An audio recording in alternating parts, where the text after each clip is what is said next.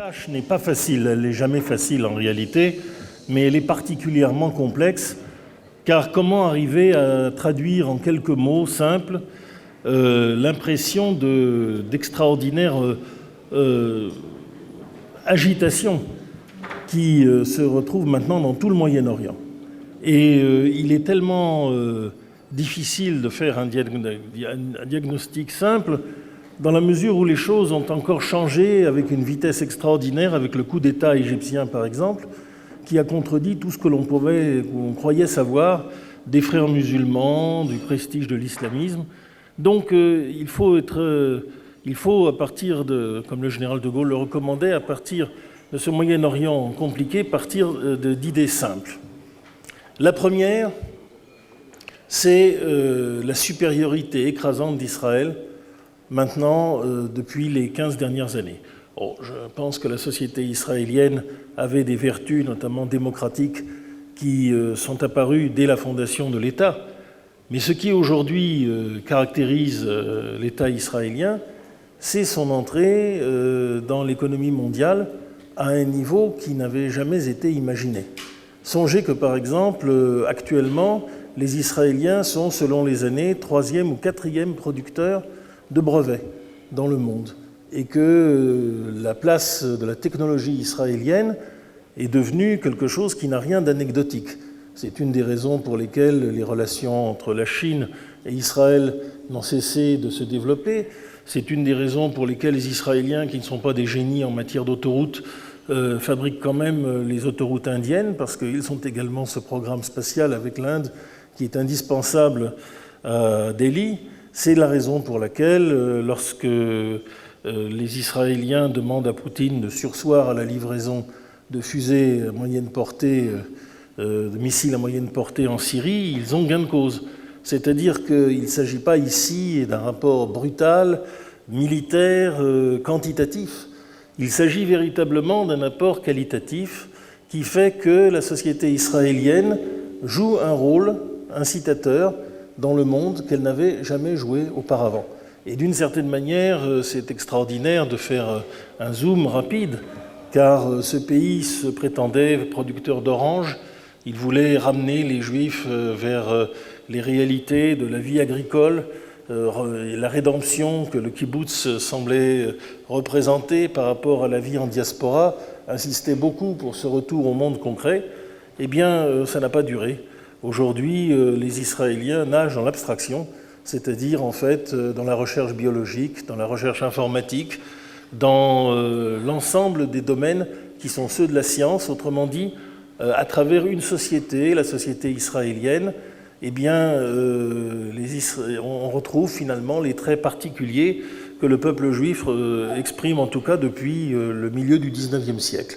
Forte incitation à la science, une très grande attention au monde, une capacité d'influencer de manière indirecte l'ensemble du monde d'une manière qui n'est pas si surprenante que cela, mais qui commence à devenir véritablement impressionnante. Et à côté de cela, bien entendu, Israël continue son chemin en côtoyant de véritables abîmes. C'est le paradoxe. Aujourd'hui, les Israéliens sont arrivés à la fois en taux de croissance et en capacité technologique à un niveau de maîtrise exceptionnel, et les dangers qui planent autour de l'État n'ont pas cessé. Ou plus exactement, je dirais qu'à certains égards, ils se sont intensifiés.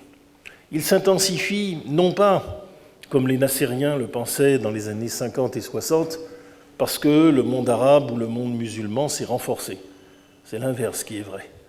Mais ce qui se passe actuellement, c'est-à-dire cette vaste désorganisation, cette poussée d'une anarchie rampante qui elle-même est génératrice de violence, représente un danger pour Israël qui n'est pas du tout négligeable, je dirais même qui est peut-être à certains égards plus prégnant que ne l'était la confrontation avec des États organisés et des armées organisées qui, au moins depuis 1973, avaient renoncé à remettre en cause Israël sur le plan militaire. Là, aujourd'hui, nous avons une espèce d'énergie qui se dégage de sociétés qui ont explosé sous nos yeux et qui, évidemment, a des aspects négatifs, dangereux, et qui ne sont pas encore aujourd'hui conjurés. Prenons la Syrie.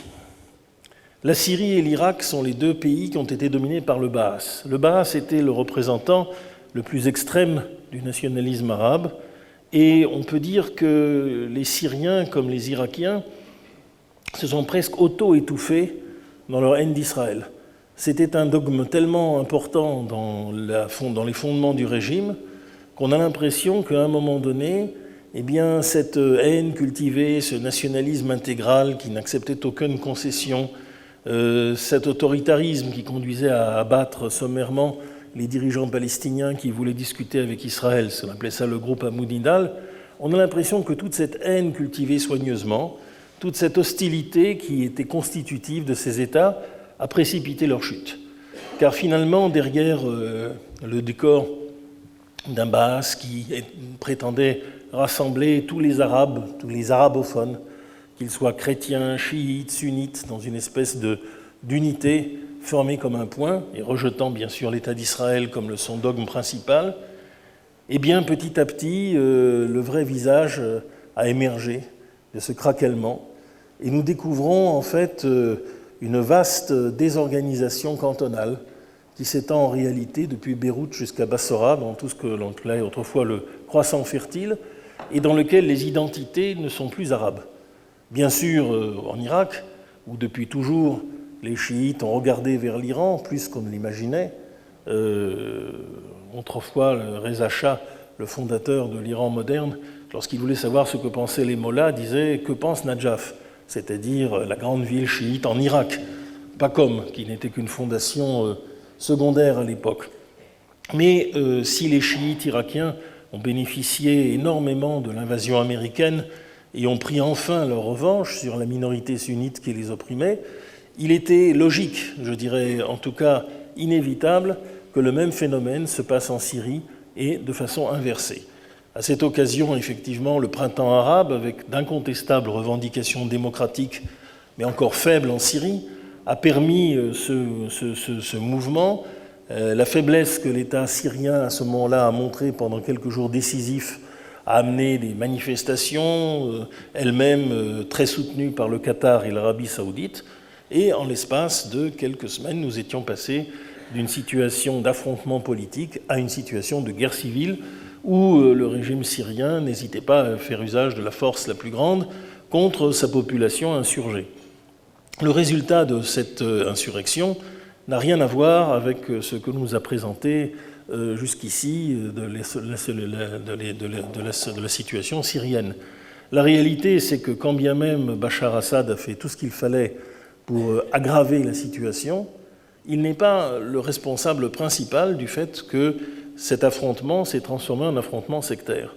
Et il est encore moins le responsable principal du fait que les mouvements issus d'Al-Qaïda ou gravitant autour d'Al-Qaïda sont aujourd'hui dans un renforcement permanent à l'intérieur de l'opposition syrienne. Donc c'est une situation qui est littéralement sans solution. Nous avons d'un côté un régime qui n'hésite pas à pratiquer le terrorisme le plus violent. On a vu l'utilisation de l'arme chimique contre des populations civiles, qui d'ailleurs avait déjà commencé en Irak auparavant. Nous avons un régime qui abat les prisonniers qu'il fait, qui vient les tuer dans les hôpitaux, qui torture des enfants. Et de l'autre côté, nous avons ces mouvements intégristes qui sont capables à peu près de violence de même niveau.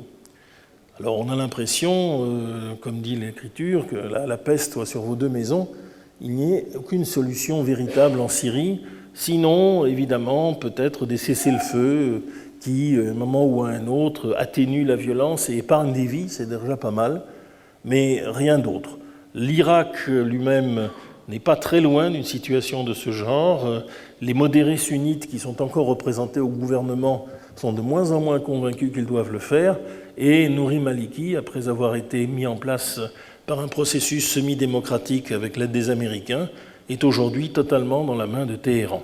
Quant au Liban, évidemment, son degré de civilisation beaucoup plus élevé, l'habitude du pluralisme l'a pour l'instant préservé du pire, mais on voit bien avec l'envoi des militants du Hezbollah pour aider Bachar Assad en Syrie, avec le début d'un militantisme sunnite à caractère terroriste et lié à Al-Qaïda dans certaines poches du territoire libanais, on sent bien que quand même la situation est explosive. Autrement dit, sur la frontière nord d'Israël depuis le Ras Nakura jusqu'au Djebel Druze, nous avons aujourd'hui une espèce de situation explosive.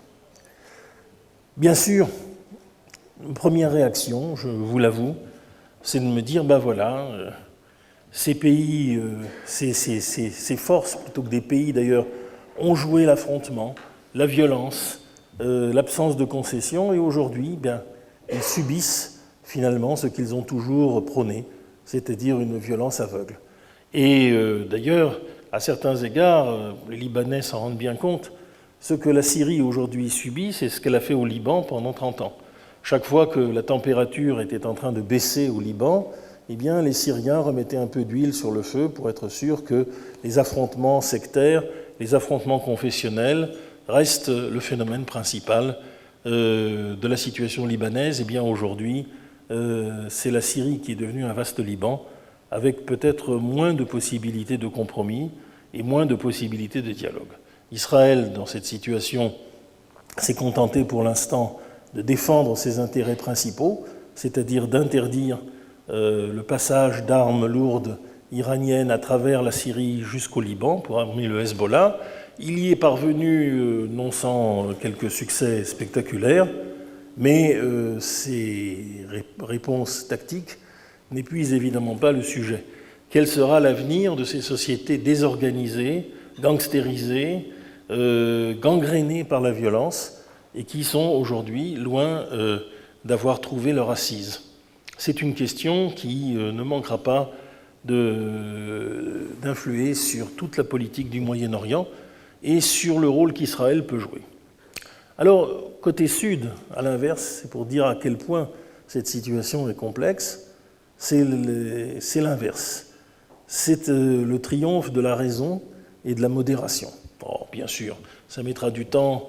Les frères musulmans continuent de mettre quelques bombes ici ou là, beaucoup moins qu'en Algérie, dans des circonstances semblables, car là, on peut le dire, les frères musulmans ont été battus par la rue.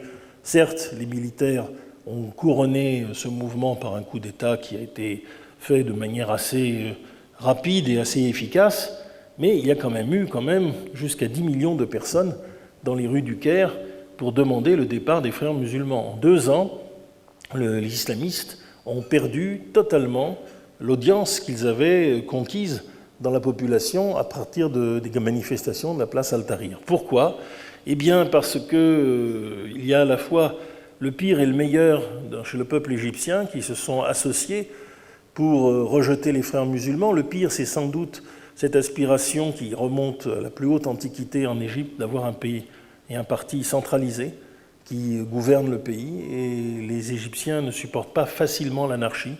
Bien sûr, il n'y a plus les incidences sur la crue du Nil qu'il y avait dans l'Antiquité, mais les Égyptiens veulent être gouvernés. Et l'absence, l'incapacité des frères musulmans à les gouverner a précipité leur chute.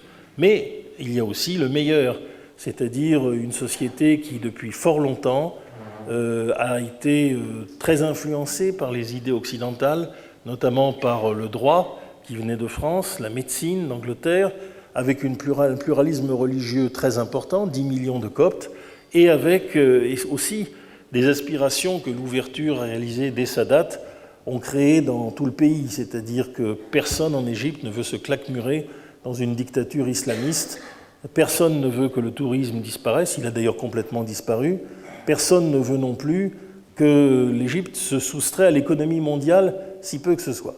Et donc, c'est la divine surprise, car évidemment, étant donné que les frères musulmans représentent un parti de masse, le plus ancien parti islamiste au Moyen-Orient, j'avoue que sur ce point, je ne me suis pas trop trompé sur la Syrie et l'Irak, mais je me suis totalement trompé sur l'Égypte. Je pensais que ce parti des frères musulmans était malheureusement là pour durer, qu'il serait un facteur d'aggravation de la situation permanent.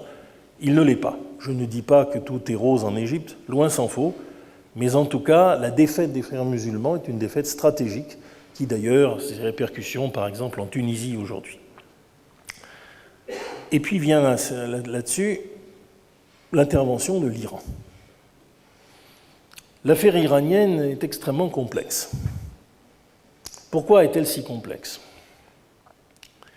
Parce que l'Iran exprime aujourd'hui des tendances extrêmement contradictoires, qui expliquent sans doute les divergences d'analyse profondes qui sont en train de s'instaurer entre les États-Unis et Israël, par exemple, ou même même parce que ceci viendra inévitablement dans toute l'opinion occidentale.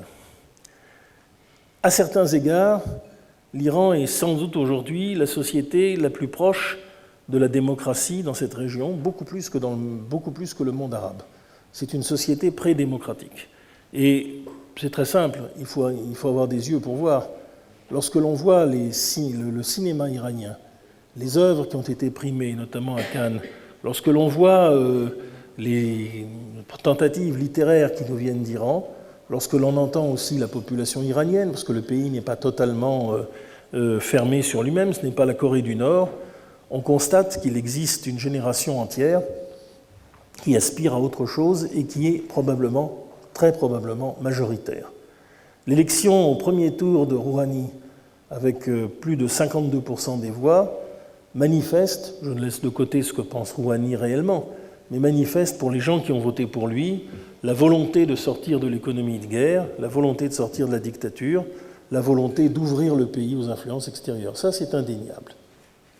Et puis, de l'autre côté, nous avons en Iran une fuite en avant vers la constitution d'un arsenal nucléaire dont les conséquences sont incalculables pour le Moyen-Orient. Vous avez compris que même si je ne partage pas peut-être toutes les analyses du Premier ministre d'Israël, je partage en revanche le fait qu'il soit alarmé. Pour reprendre une vieille distinction de la philosophie classique allemande, il y a la raison pure et la raison pratique. La raison pure nous montre sur le moyen terme un Iran qui évolue vers une démocratie incontestable, mais la raison pratique nous montre aussi qu'il y a un épisode très difficile à passer et qui est le moment où on va essayer de faire rentrer dans le lit un programme nucléaire dont le caractère déstabilisant est immense. Alors, on l'a dit, l'arme atomique iranienne, d'abord, présente un aspect de déstabilisation qui est bien au-delà de tout ce que l'on imagine, parce que, bien sûr, on peut être sûr que l'Arabie saoudite, qui a les moyens, et l'alliance pakistanaise, l'Égypte, qui a longtemps caressé l'idée, et qui sait d'autres, se mettront immédiatement à engager un programme nucléaire en prétextant que l'Iran les y oblige. Donc il ne s'agit pas seulement d'une prolifération limitée à l'Iran, mais à l'ensemble de la région, ce qui est totalement inacceptable.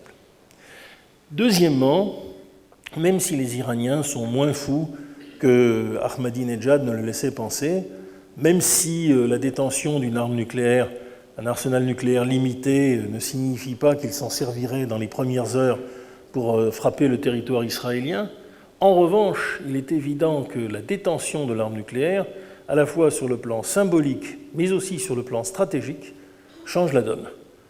Si on a à l'esprit ce qu'a été la stratégie soviétique dans les années 70 et 80, eh bien, l'Union soviétique n'avait pas du tout l'intention d'utiliser l'arme nucléaire. Mais par contre, elle avait suffisamment d'armes pour créer une saturation et empêcher l'Occident de s'en servir en toutes circonstances. Et donc, l'Union soviétique était de la recherche d'une supériorité conventionnelle garantie par un parapluie nucléaire. Qu'est-ce qui nous garantit demain qu'avec un arsenal nucléaire relativement limité, mais suffisamment efficace pour toucher le territoire israélien, l'Iran ne prépare pas une grande coalition s'étendant sur l'ensemble du Moyen-Orient pour revenir sur le territoire israélien et remettre en cause l'existence d'Israël. Bien entendu, il y a loin de la coupe aux lèvres. Bien entendu, il y a aussi des éléments modérés en Iran qui ne pensent pas un mot de ce que je décris, mais il y en a suffisamment pour qu'on fasse attention. Et j'ajouterais que, évidemment, l'appétit vient en mangeant et que plus les Iraniens connaissent des succès de politique étrangère trop rapides et trop faciles, et plus ils s'enhardissent, plus les tendances les plus extrémistes chez eux relèvent la tête. Or, ces tendances existent, et bien entendu, ce qui est très intéressant, même si vous avez des diplomates iraniens qui vous disent toujours « mais regardez les Pakistanais, nous détestons les Pakistanais beaucoup plus que nous intéressons au Moyen-Orient ». Tout ça, ça ne tient pas devant la propagande quotidienne du régime. Ahmadinejad était un fou exalté qui a organisé des messes noires à Téhéran avec Forisson, David Duke de Ku Klux Klan et j'en passe. Et peut-être effectivement que les excès qu'il a commis ne sont plus de mise. Mais Khamenei, le guide de la révolution, tout en soutenant, mais de manière mitigée, les efforts de Rouhani pour négocier, l'a répété, Israël doit disparaître. Israël doit disparaître. Il a, je crois, même traité à un moment donné les Israéliens de chiens, ce qui n'est pas très gentil. Mais bien au-delà, la théorie de la disparition de l'État d'Israël reste un aspect cornerstone, une pierre angulaire de l'idéologie du régime iranien. Sans aucun doute, je le répète, les choses sont plus complexes. Des voix s'élèvent régulièrement en Iran pour dire des choses qui sont beaucoup plus positives. Anne-Marie Revkolevsky, qui est une des organisatrices de ce mouvement admirable Aladin, a réussi dans ce domaine à faire pénétrer par exemple Shoah en traduction persane sur le net en Iran, incontestablement aussi les liens du peuple iranien avec sa diaspora aux États-Unis sont puissants. Mais une fois qu'on a fait la somme totale de ces éléments positifs, ça ne fait pas le compte. Si demain, l'Iran dispose des moyens militaires ou des moyens militaires approchés de peser sur la situation internationale, il est très vraisemblable qu'il s'en servira, non pas nécessairement pour l'Holocauste, mais pour isoler Israël, pour lui imposer une situation de plus en plus difficile, et à commencer par le sud Liban, qui est quasiment un protectorat iranien, on le voit bien aujourd'hui dans les affaires syriennes. Alors que faire ? Évidemment, ici, il y a des positions apparemment contradictoires, opposées. Elles pourraient être, à mon sens, elles pourraient être complémentaires. J'approuve que le gouvernement israélien ne baisse pas la garde. Il veut dire, de toutes les manières, aux Iraniens, de toute façon, soyez sans illusion, si après avoir commencé à descendre et à désescalader, ce qu'ils ont fait ces derniers temps, vous continuez à tourner les indications de la communauté internationale, si par exemple demain il vous prend l'idée d'interdire de nouveau les inspections intrusives et de vous remettre à enrichir l'uranium dans des souterrains peu accessibles, si demain également vous continuez à bâtir à marche forcée une bombe, cette fois-ci non pas l'arme nucléaire, l'arme atomique elle-même, mais plutôt les fusées avec un développement de l'ingénierie des missiles, si vous multipliez les actes provocateurs et si vous faites jouer au Hezbollah un rôle régional qui est celui d'un bouclier par rapport à ce programme nucléaire iranien, ne vous faites aucune illusion, Israël se défendra. Je ne sais pas quel est le plan israélien, il est difficile de toute façon d'atteindre le territoire iranien, il n'est pas du tout possible d'interrompre complètement le programme nucléaire, mais enfin Israël rendra coup pour coup. C'est exactement, puisque nous parlons ici de Yad Vashem, la leçon que le peuple juif dans son ensemble a tirée de son passé récent. Il est évident que quand bien même la situation serait difficile, les Israéliens et les Juifs en fait dans le monde se battront. Ils n'accepteront pas la situation telle qu'elle est, et c'est cela que le gouvernement israélien dit, et je n'ai aucun problème avec ces déclarations, dans la mesure où elles sont précisément un message sans ambiguïté adressé aux Iraniens. Maintenant, sur la suite. C'est là que je pense qu'il y a une complémentarité. Je vais vous étonner, mais enfin c'est peut-être de la physique quantique, mais j'approuve aussi les Américains d'avoir cherché à marche forcée à obtenir un premier accord avec les Iraniens. Pourquoi ? En 1997, une élection surprise avait déjà permis à un libéral incontestable, Mohamed Khatami, d'être élu contre tous les candidats de la mollacratie. Cette situation était totalement inédite et personne ne l'a comprise, je dirais, en temps réel en Occident. Les Américains en particulier, ils ont commencé à négocier un petit peu avec Khatami, mais peu. Et il est certain que s'ils avaient eu des gestes plus décisifs en direction du régime de Téhéran, en lui demandant « alors maintenant, que voulez-vous faire ?», eh bien, ils auraient certainement renforcé Khatami. Là, une fois sonné par le score électoral, eh bien, les éléments conservateurs ont relevé la tête et en quelques mois, ils ont retiré à Khatami l'essentiel de son pouvoir. C'est la raison pour laquelle les Américains ont analysé cette situation et n'ont pas voulu qu'elle se reproduise. Peu importe si Rouhani est un homme plus ou moins dissimulé, c'est d'ailleurs une caractéristique iranienne de longue date, peu importe s'il ne cherche pas lui aussi à ruser, c'est vraisemblable, mais il a été élu avec un mandat populaire, celui de faire la paix. Et il a mis, dans sa campagne présidentielle, il a placé des critiques ouvertes de ce qu'avait été la politique iranienne jusqu'ici, son absence de concession. Et donc les Américains l'ont immédiatement testé. Ils ont testé non pas Rouhani, mais l'appareil de sécurité iranien dans ses négociations secrètes à Oman. Et très vite est arrivée une possibilité de solution. Cette solution est en deux temps. Dans un premier temps, les Américains commencent à lever les sanctions. Nous allons voir l'importance de ces sanctions. Dans un second temps, et dans un premier temps aussi, les Iraniens se voient maintenir, pour des raisons de ne pas perdre la face, le droit d'enrichir l'uranium avec un plafond. Ce droit d'enrichir fait partie, je le rappelle, du traité de non-prolifération, dans la mesure où les pays qui signent ce traité, qui acceptent des inspections intrusives, gardent le droit quand même de développer certaines technologies à condition qu'elles ne débordent pas. Donc les Américains n'ont pas fait ici des concessions absolument monstrueuses, et ils ont gardé un clapet, dans la mesure où, pour l'instant, les sanctions ne sont pas toutes levées, loin s'en faut, mais simplement allégées. Allégées suffisamment pour que Rouhani puisse s'adresser à la population en disant « il faut continuer », mais allégées pas au point que l'Iran se tirerait facilement d'une situation où il se mettrait à revenir sur les déclarations signées. Pour dire les choses simplement, puisqu'on a parlé de Munich, nous savons qu'à Munich, Hitler a accepté un certain nombre de choses et que 6 mois plus tard, il envahissait Prague et supprimait totalement l'État tchécoslovaque. Eh bien ça, l'Iran ne peut pas le faire. Le pari américain est donc un pari sur la dynamique de la société iranienne. Cette dynamique est incontestable.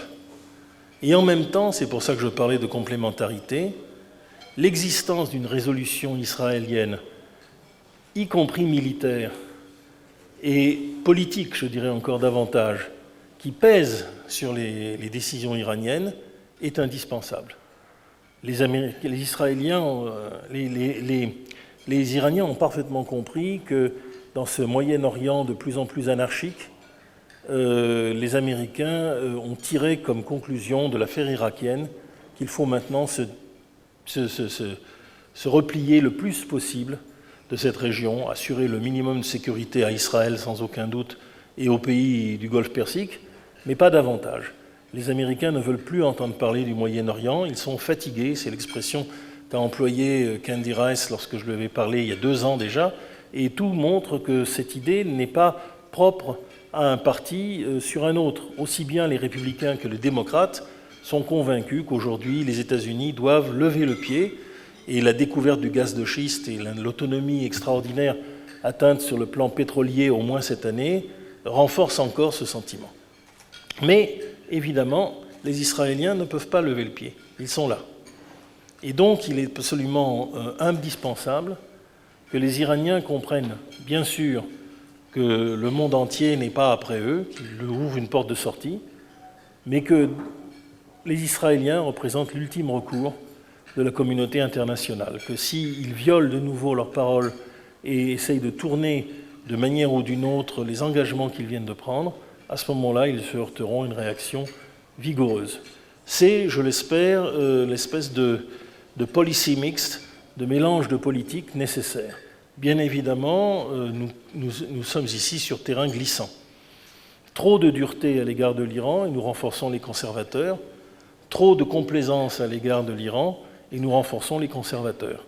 Le seul moyen d'empêcher ceux-ci de peser, ils essaient de le faire d'ores et déjà, sur l'ensemble de la politique iranienne, c'est donc de manifester la fermeté israélienne et l'ouverture américaine. Et je pense qu'avec un peu de bon sens, on arrivera à combiner l'une et l'autre. Mais plus les opinions publiques s'en mêleront et plus les passions monteront, et moins cette tâche sera facile. Elle en vaut quand même la peine.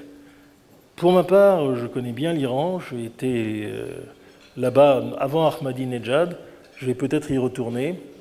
Je suis très intéressé par ce pays, je suis très intéressé par sa culture, mais ça, je n'ai aucun mérite, tout le monde l'est. Mais je suis aussi persuadé, pour avoir discuté avec des dizaines d'Iraniens, ce pays est très faiblement antisémite, que les préjugés anti-juifs y sont beaucoup moins forts qu'ils ne le sont dans le monde arabe. Il y a sans doute de bonnes raisons à tout cela, mais la potentialité qu'exprime aujourd'hui la société iranienne ne m'échappe pas. En particulier, vous avez aujourd'hui une ville iranienne complète à Los Angeles qui vit avec Internet en rapport avec Téhéran. Et chose étonnante, c'est en Iran, c'est le seul cas de diaspora où les juifs et les non-juifs sont restés liés les uns aux autres.